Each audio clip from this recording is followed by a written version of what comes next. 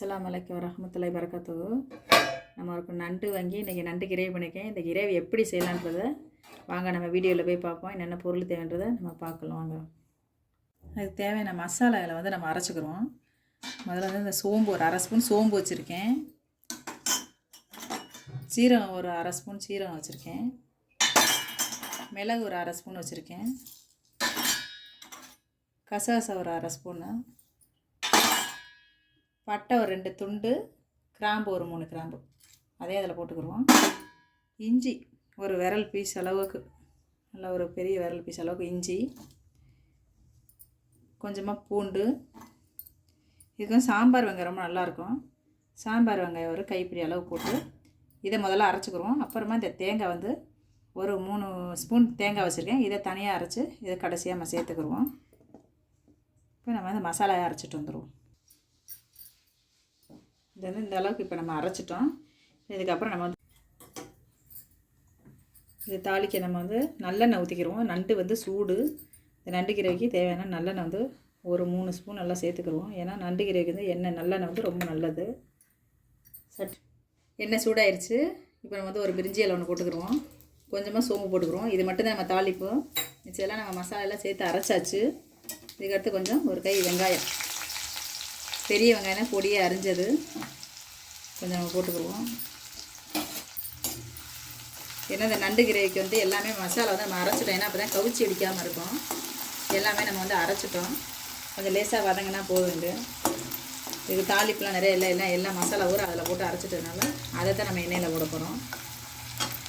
போட்டு ஒரு கருவேப்பிலை ஒன்று போட்டுருவோம். அப்படியே போட்டு நம்ம அந்த அரைச்ச விழுதெல்லாம் நம்ம அதில் போட்டு சேர்த்துக்கிடுவோம். அப்போ தான் அந்த நண்டு கிரேவிக்கு வந்து இந்த எண்ணெயில் வதங்குறது மசாலா தான் வந்து சூப்பராக இருக்கும்.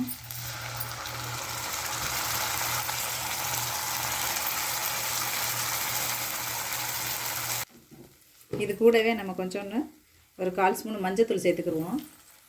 மஞ்சத்தூள் கொஞ்சம் பச்சை வாசனை போகிற வரை நம்ம நல்லா வதக்குவோம். இந்த பனிக்காலத்துக்கு வந்து நண்டு வந்து ரொம்ப நல்லது, பிள்ளை இருக்கலாம். எனக்கு வந்து இன்றைக்கி ஒரு சின்ன நண்டு தான் மீடியம் சைஸ் கிடச்சதுங்க. நல்லா பச்சை வாசனை போயாச்சு, நல்லா மணக்குது.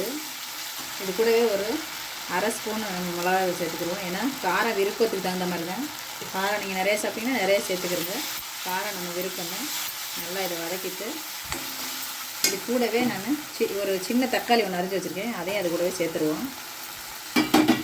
சேர்த்துட்டு நல்லா வதக்கிட்டு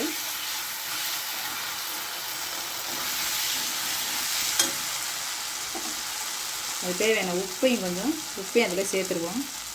உப்பு பார்த்து போடுங்க. நண்டு வந்து உப்பு ரொம்ப செலவாகாது. இது கூடவே இப்போ வந்து நம்ம நண்டையும் இது கூடவே சேர்த்துருவோம். இந்த நண்டையும் இதில் சேர்த்துருவோம். சின்ன நண்டு தான் கிடச்சிச்சு. இதை வச்சு இன்றைக்கி நான் உங்களுக்கு ஒரு ரெசிபி பண்ணலான்னு தான் நான் வந்து இதை போட்டு. இந்த பனிக்காலத்தை வந்து சின்ன நண்டு ரொம்ப நல்லது. நல்ல வாசனை சூப்பராக இருக்குது. கண்டிப்பாக இதை ட்ரை பண்ணுங்கள்.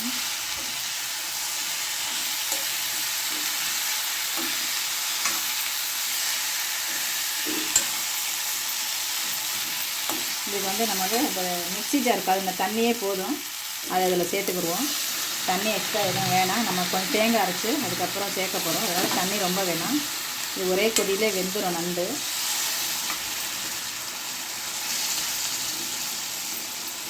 ஒரு 5 நிமிஷம் நம்ம இதை வந்து அப்படியே ஸ்லோலே வச்சு அப்படியே வேக விடுவோம். ஒரு 5 நிமிஷம் நம்ம ஸ்லோவில் எல்லா நண்டையும் குப்பரை போட்டுட்டேன். ஏன்னா அந்த பக்கம் தான் மசாலா இருக்குது, வேகும், மசாலாவும் உள்ளே ஏறும். அதனால் என்ன செய்யணும், ஒரு 5 நிமிஷம் அப்படியே ஸ்லோவில் வச்சு ஒரு 5 நிமிஷம் மூடுவோம். அதுக்குள்ளே நம்ம தேங்காய் அரைச்சிட்டு வந்துடுவோம். ஒரு 5 நிமிஷம் இருந்தால் போதும். 5 நிமிஷம் பொறுத்தாச்சு. நம்ம இப்போ திறந்து பார்ப்போம். நம்ம நண்டு பாதி வெந்திருக்கும்.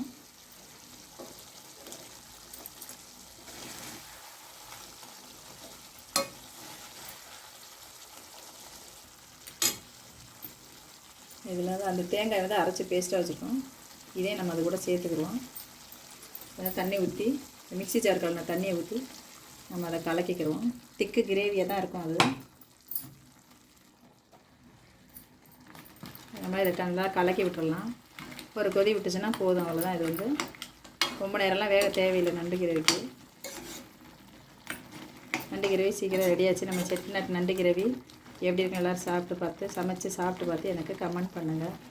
கண்டிப்பாக என்னோடய சேனல் எல்லோரும் பாருங்கள், லைக் பண்ணுங்கள்.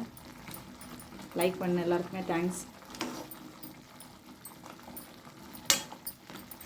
எல்லாத்தையும் கலந்து விட்டாச்சு. இது ஒரு கொதி விட்டு அப்படியே நம்ம ஸ்லோவில் விட்டுட்டோம்னா அவ்வளோதான், நம்ம செட்டிநாடு நண்டு கிரேவி சூப்பராக கமகமன்னு ஒரு வாசனையோடு ரெடி ஆயிடுச்சு.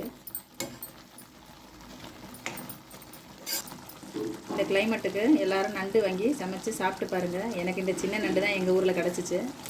நீங்கள் இன்ஷால்லாம் வேறு பெரிய பெரிய நண்டு கிடச்சாலும் வாங்கி சமைச்சு பாருங்கள். நண்டு எது வேணாலும் டேஸ்ட் ஒன்று தான்.